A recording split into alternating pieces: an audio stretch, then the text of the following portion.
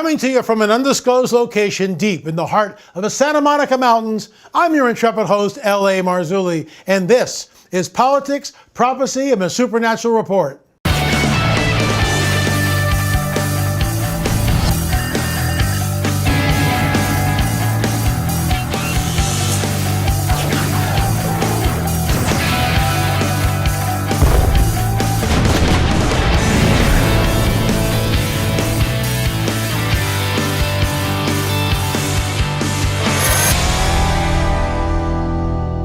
Hey folks, thanks for watching Politics, Prophecy, and the Supernatural. I've been a student of the Shroud of Turin ever since I first heard about it almost 36 years ago. With our celebration of Resurrection Sunday coming soon, I thought it'd be appropriate to air these two fascinating interviews on PPS Report. The first is with Barry Schwartz, who was a member of the 1978 Shroud of Turin Research Project, or STURP, and who took hundreds of photographs of the Shroud of Turin while it was being examined over the course of non-stop hours of work. We interviewed Barry for our award-winning Watchers series, and he informed us that he was awake, it's unbelievable, 110 out of the 120 hours. That's dedication. We traveled to Colorado to interview him, and we were blown away by his candidness and knowledge of the Shroud. He keeps a blown-up headshot of the man on the Shroud in his bedroom. Before we show you the interview with Barry, here are some Shroud essentials that should pique your interest. The Shroud of Turin is a long linen cloth made out of flax and measures 14 feet long and 3.5 feet wide. It bears the very faint image of a bearded, crucified man with blood stains that match the wounds of crucifixion suffered by Jesus of Nazareth, as recorded in all four gospel narratives. We see blood on the arms. We see nail wounds in the wrists. A lot of artwork shows that the palm of the hand is where a nail went through. That's not according to the Shroud. What's really interesting, forensic experts have looked at this and stated that if you were to hang a man, and let's say by a nail through the palm here, and crucify him that way, it would just tear out. So the Romans knew this, and they would take a nail, let me try this hand, they would take a nail like this and angle it. And so it would come in from the base of the palm and then come out right around in here. Again, no bones were broken, but that pins to the bones of the wrist. That would also sever the nerve, which, you know when you hit your funny bone, how it really hurts? That's what happens here. So he's hanging there, and it's absolutely excruciating. We also know that the man on the Shroud, the legs were not broken. There's a post-mortem blood flow from the wound on the side. It is, again, the idea of blood being mixed with water, corresponding to the biblical accounts. The legs are not broken. And we also know from that there's a blood flow that happened after his death. And it's on the side, just like the biblical narrative tells us. From that wound from the spear, there's an issue of blood and water. The legs are pulled up due to rigor mortis. Blood from the actual wounds also shows evidence of gravity. So it shows a man is being crucified like this and blood is flowing. Remember, he's sinking down in the cross like this, and he has to lift himself up to breathe. And when he does that, we see the flow of blood. There are no stains of body decomposition on the Shroud. For me, what is perhaps the most startling fact about the Shroud of Turin is that it is actually a photographic negative. In other words, when Secunda Pia was hired to photograph the Shroud in 1898, his pictures led to the discovery that the image on the cloth is actually a negative image. The image becomes positive and a photographic negative. This discovery startled the scientific community and stimulated worldwide interest in the Shroud. 1931, Giuseppe Enri photographed the Shroud again with more advanced film technology, confirming that the Shroud is indeed a negative image. Copies of Enri's photos were circulated throughout the world, prompting more scientific inquiry and interest. Dame Isabel Pixick is an artist, but she is also a particle physicist, and thus brings a unique perspective to the study of the Shroud of Turin. She believed there was an event horizon in the tomb where the body of Jesus lay in rigor mortis. Time and space came to a standstill, as well as the laws of gravity. Here's what she has to say about it. The entire resurrection process is akin to the Big Bang creation of the universe, when something was created ex nihilo, from nothing, explains Dame Isabel Pixick. You can read the science of the shroud, such as a total lack of gravity, lack of entropy without gravitational collapse, no time, no space. It confirms to no known law of physics. Let's examine these two experts, the Right Honorable Barry Schwartz, who, by the way, was knighted by the Portuguese government for his work on the Shroud of Turin, and Dame Isabel Pixick, two of the world's foremost experts on the shroud. Let's examine what they have to say. You can decide for yourself what the shroud may or may not be. A painting, or perhaps God's calling card. The Oxford Lab received a £1 million anonymous contribution. Did I mention that? That's one of the questions right there. Yeah, and that's a matter of public record. Hear that? Mm-hmm. And so what's amazing to me about that is that the real question becomes, when did they know that was coming? Bingo. Wow. When did they know that was coming? Yeah. Did they not know about it in advance? Right. That's possible. But if they knew about it in advance, how much influence might that have had? Because they got it for debunking the shroud.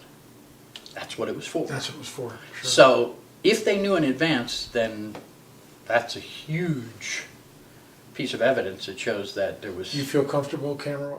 Yes. What does the Shroud of Turin, what does the cloth look like up close? You know, one of the questions I get asked a lot is, well, what does it look like when you're up there and close to it? And I'll tell you something.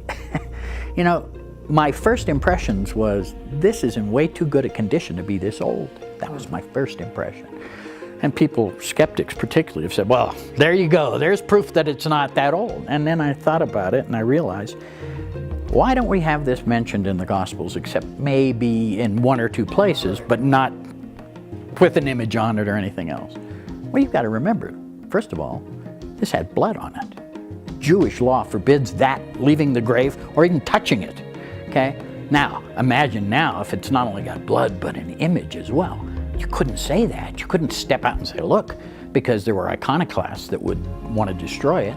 Not only that, you'd be punished for taking this cloth that's supposed to be in a grave and handling it and taking it out of the tomb and with an image on it. So they had to keep it a secret. I mean, they might have been the next one on the cross if they came running out of the tomb going, look what we found. I don't think that was going to happen. And one man said to me, Mr. Schwartz, does this image violate the second commandment?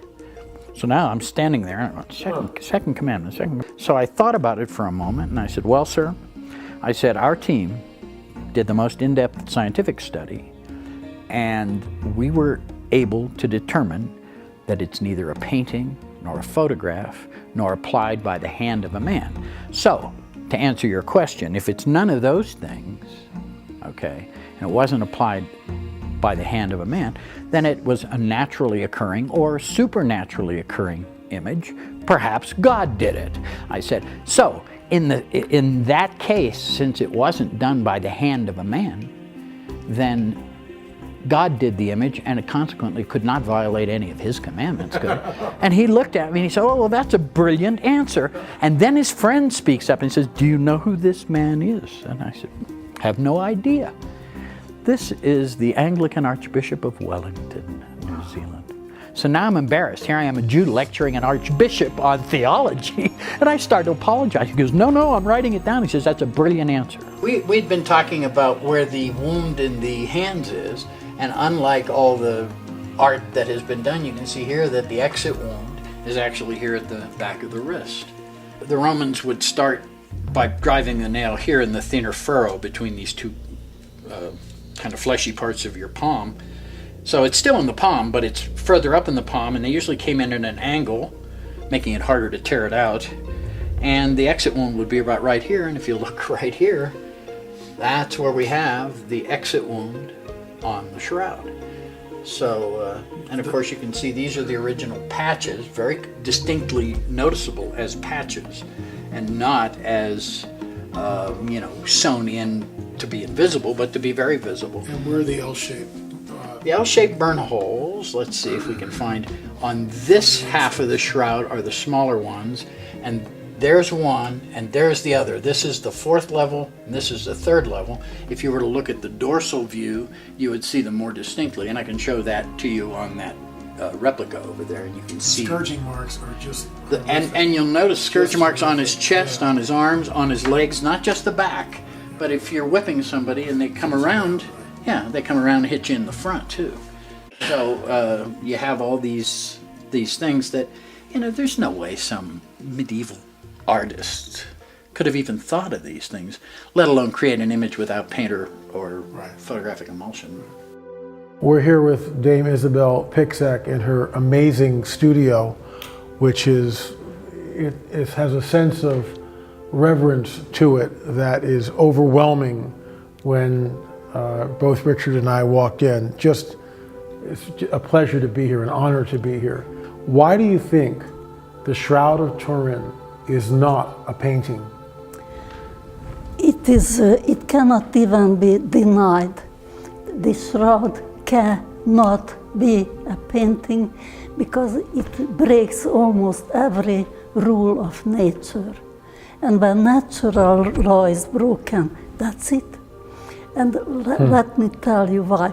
Everybody, every layman thinks that a painting is paint particles on some surface. No.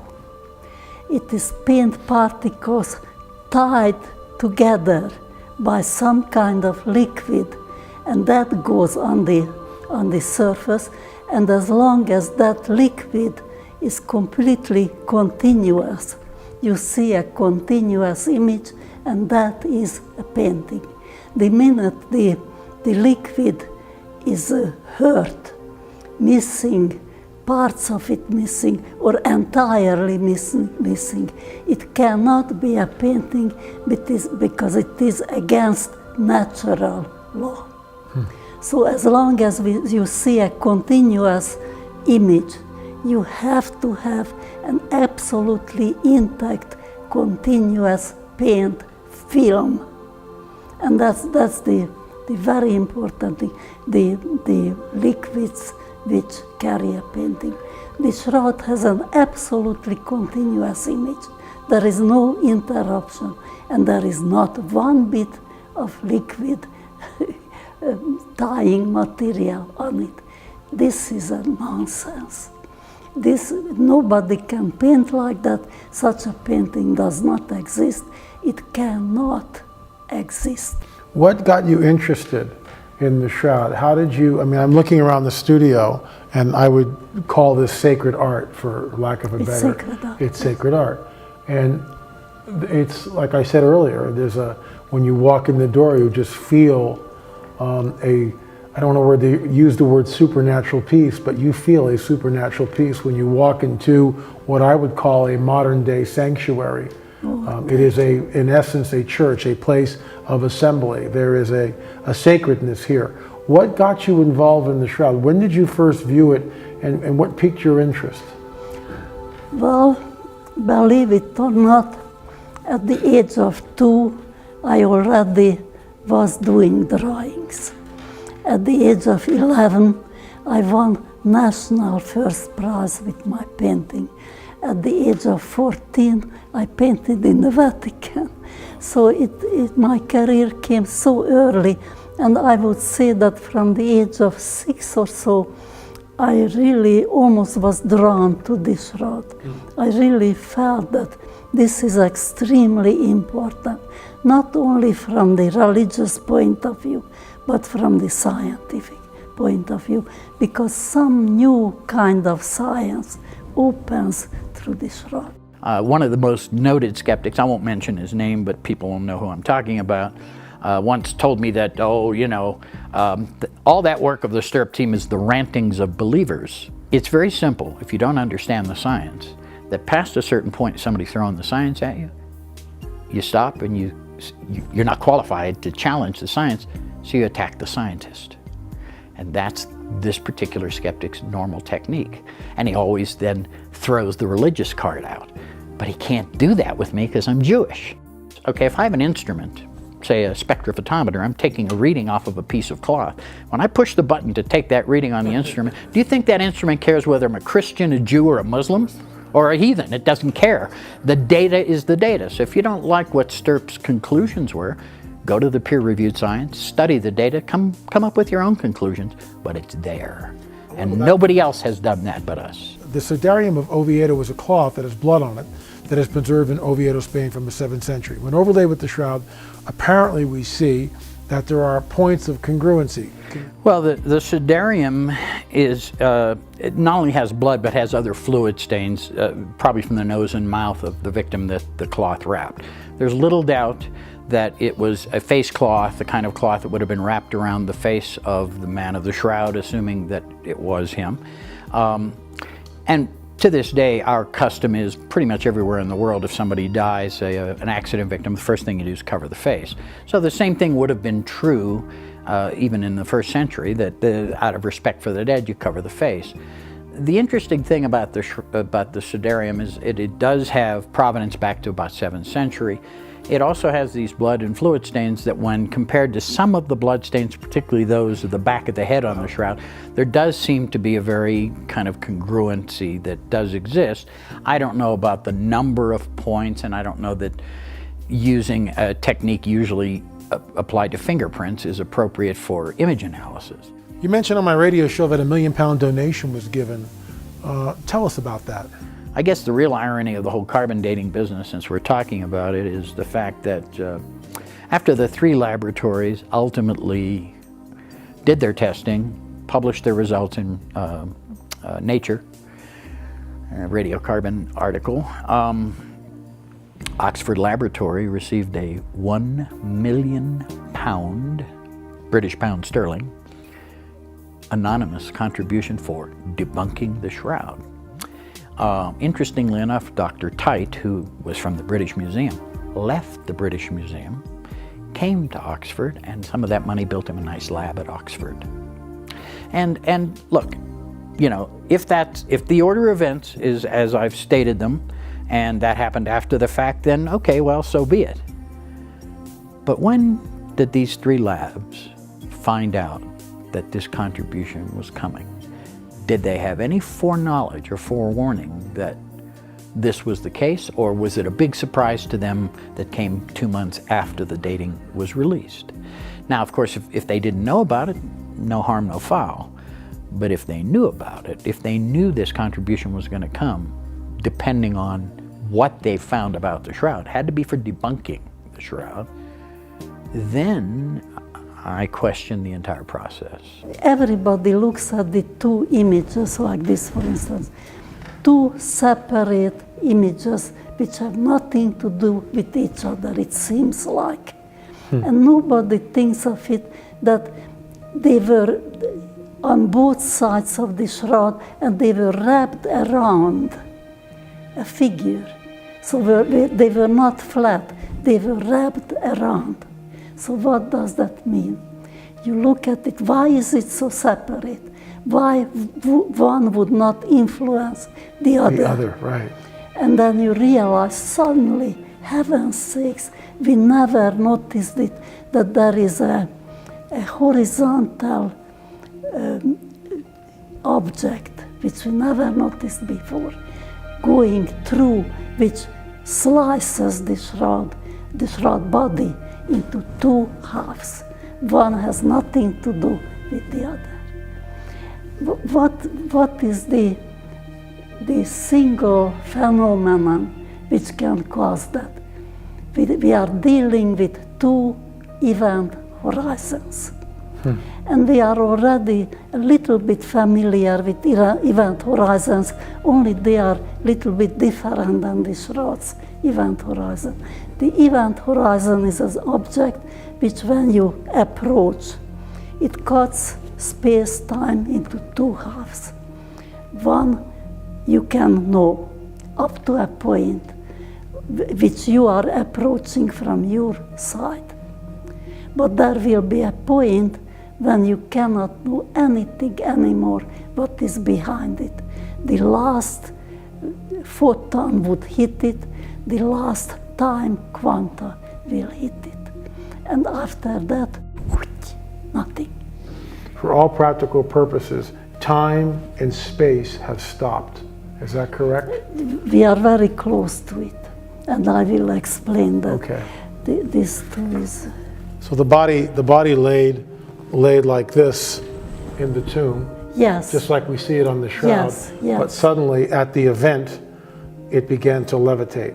Yes, the gravity was defeated, the second law. Then time and space stops. And there is a total, for the first time in the history of the universe, there is a total time collapse. And even nature, the scriptures kind of hint at it, that strange things were happening. That was the moment when time stopped. When time stops, the very last information it had, it would project on the event horizon on both sides.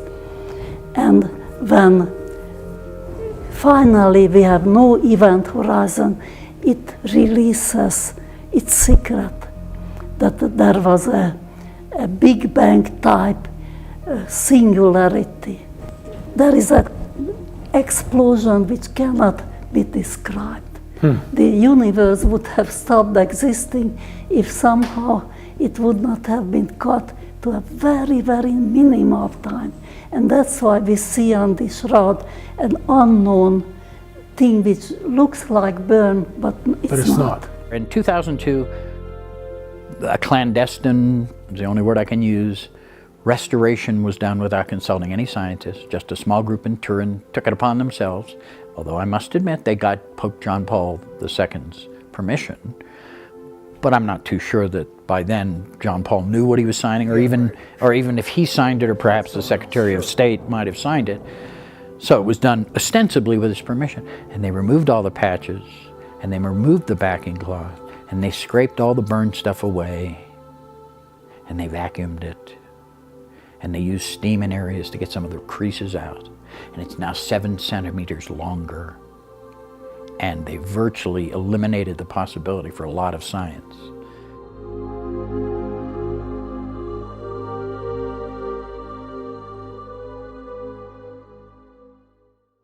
I believe the event known as the resurrection left the image we see on the Shroud of Turin.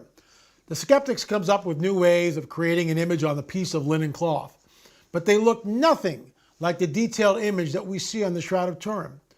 What astounds me is the fact that the world did not even see the face on the shroud until the invention of photography. To think that a forger would have known about the photographic process hundreds of years before it was invented is ludicrous. Then we have a deliberate skewed carbon-14 data, which, by the way, has since been proven that the piece of cloth that was taken from the shroud was a place where the poor sisters of Clare repaired the cloth by using a technique called invisible weaving. What this was they would take the cotton fibers and they would do end-to-end splices with the damaged cloth, and this was called invisible weaving. Perhaps the most troubling and disturbing event was the cleanup of any and all forensic evidence by a so-called textile expert. What she did by cleaning and vacuuming the shroud was to remove any and all forensic evidence that future generations might have had access to. It is my unwavering position that this cloth is evidence of the greatest event in all of history, the resurrection of Jesus of Nazareth. Hey folks, thanks for watching Politics, Prophecy, and the Supernatural Report. We'll see you back next week right here, same time, same station, for another show.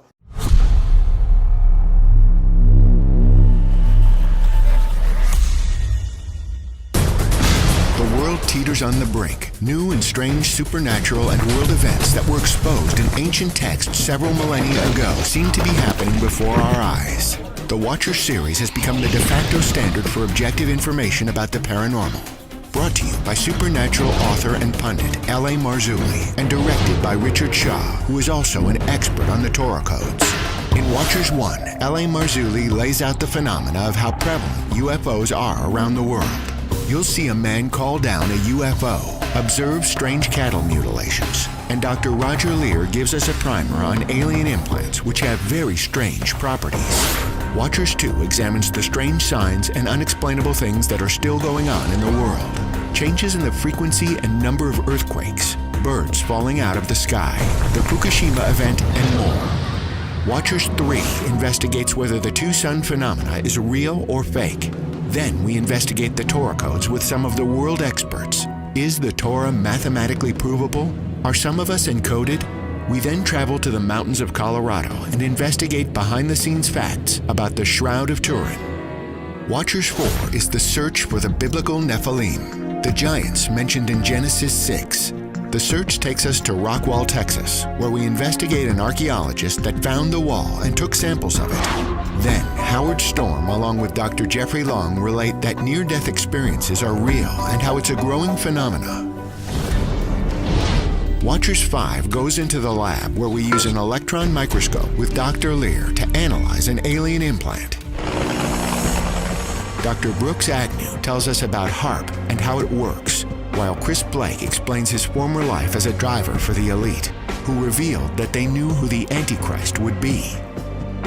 David Weatherly then explains a new phenomena about the black-eyed children that are appearing all over the world, trying to terrify whomever they visit. Watcher 6 takes us to Peru to investigate evidence of a possible human hybrid race with enormous skulls. Previous generations of these beings knew how to build incredible megalithic structures that may have been linked to the Earth's ley lines. A comparison is made using laboratory equipment with a known human hybrid and a 2,000-year-old mummy hair, and the samples matched. The award-winning Watcher 7 is one of the most accurate examples of the UFO and alien phenomena ever created. You'll see actual physical evidence, more than blurry and indistinct images. We'll go into the lab with actual alien fingerprints and analyze them. Ask where the government is concealing the evidence. Visit Jaime Maussan, the famed UFO researcher in Mexico City. Is the Vatican involved in the phenomena? Then you'll follow the tests of an alien implant victim to see if the foreign body found in his leg is an artifact from alien visitation. Watchers 8 takes us into the surgical room where Dr. Lear performs his last implant removal surgery on our human subject from Watcher 7. You won't believe what happens in the surgical room. Then we go back to Peru where we're allowed to unwrap a baby mummy skull that appeared to be elongated from birth. Chase Klotsky tells us her experience seeing a real alien gray. And Captain Robert Salas reveals his alien abduction experience for the first time on television. And now the entire 8-DVD series is available in one complete set for $99.95, a $160 value. If you order now, you'll also get the latest film, Watchers 9, full of incredible, hard-hitting stories that answer a lot of questions about the age in which we live. Order now and you'll also get a 1-year subscription to PPNS Report with updates from the hottest writers on what's happening today. You'll also get a free communion CD by L.A. Marzulli. Altogether, a $214 value. You can't afford not to have this series. Order now at ppsreport.com. The Watchers series. Nothing else even comes close.